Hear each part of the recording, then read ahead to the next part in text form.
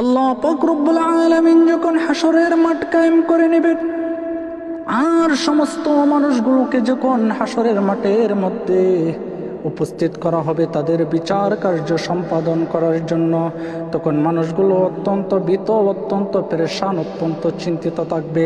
কারণ ওই দিন আল্লাহ পাক রব্বুল আলামিন সূর্যটা তাদের মাথার আধাত উপরে নিয়ে আসবেন এবং হাসরের মাঠের চতুর্দিকটা আল্লাহ পাক রব্বুল আলামিন আগুন দ্বারা বেষ্টন করে নেবেন।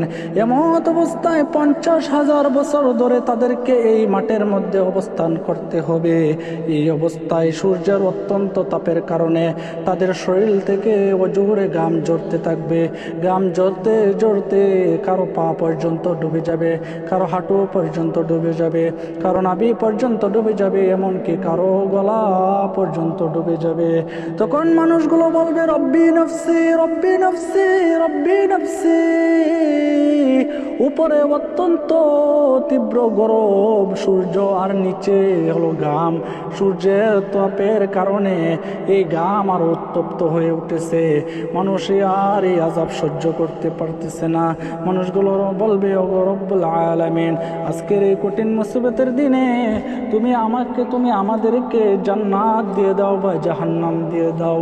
এমত অবস্থায় তারা আল্লাহর কাছে দোয়া করতে থাকবে। তখন তারা দেখবে হযরত আদম আলাইহিস সালাতু ওয়াস সালামকে। আদম আলাইহিস সালামের কাছে গিয়ে বলবে, ও পয়গম্বর আদম, আপনি তো সর্বপ্রথম নবী, আপনি তো আদি পিতা, আপনি আজকে আমাদের জন্য দোয়া করুন। সাইয়্যিদিনা আদম আলাইহিস সালাতু ওয়াস সালাম বলবেন, আমি আজকে তোমাদের জন্য কোনো ধরনের সুপারিশ করতে পারবো না। তখন মানুষগুলো নিরাশ হয়ে যাবে হযরত ইব্রাহিম আলাইহিসসালামের কাছে। ইব্রাহিম আলাইহিসসালাম বলবে, আজকের এই কঠিন মুসিবতের দিনে আমিও তোমাদেরকে কোনো ধরনের সুপারিশ করতে পারবো না, তোমাদের জন্য কোনো ধরনের সুপারিশ করতে পারবো না।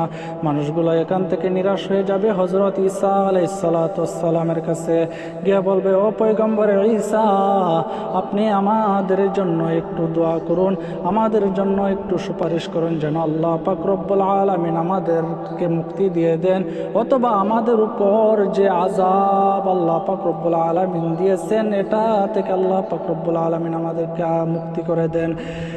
সাইয়্যিদিনা ঈসা আলাইহিস সালাতু ওয়াস সালাম বলবেন, ও দুনিয়ার মানুষেরা, তোমরা এই দিক ওই দিক ছুটাছুটি না করে আখিরি জামানার পয়গম্বর মুহাম্মদ রাসূলুল্লাহ সাল্লাল্লাহু আলাইহি সাল্লামের কাছে চলে যাও। কারণ আল্লাহ পাক রব্বুল আলামিন আজকের এই কঠিন মুসিবতের দিন, আজকের এই কঠিন মুসিবতের সময় একমাত্র মুহাম্মদুর রাসূলুল্লাহ সাল্লাল্লাহু আলাইহি সাল্লামের সুপারিশ কবুল করবেন। বলেন না সুবহানাল্লাহ। ওই দিন শুধুমাত্র মুহাম্মদ রাসূলুল্লাহ সাল্লাল্লাহু আলাইহি ওয়াসাল্লামের সুপারিশ কবুল করা হবে।